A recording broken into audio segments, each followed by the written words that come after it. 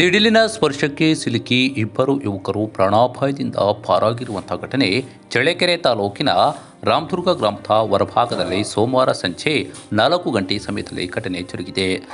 ಸಿಡಿಲಿನ ಸ್ಪರ್ಶಕ್ಕೆ ಸಿಲುಕಿದ ಹಿನ್ನೆಲೆಯಿಂದ ಇಬ್ಬರ ಯುವಕರಿಗೆ ಗಾಯಗಳಾಗಿದ್ದು, ಗಾಯಾಳು ಯುವಕರನ್ನು ನಾಯಕನಹಟ್ಟಿ ಸಮುದಾಯ ಆರೋಗ್ಯ ಕೇಂದ್ರದಲ್ಲಿ ಚಿಕಿತ್ಸೆಗೆ ದಾಖಲು ಮಾಡಲಾಗಿದೆ.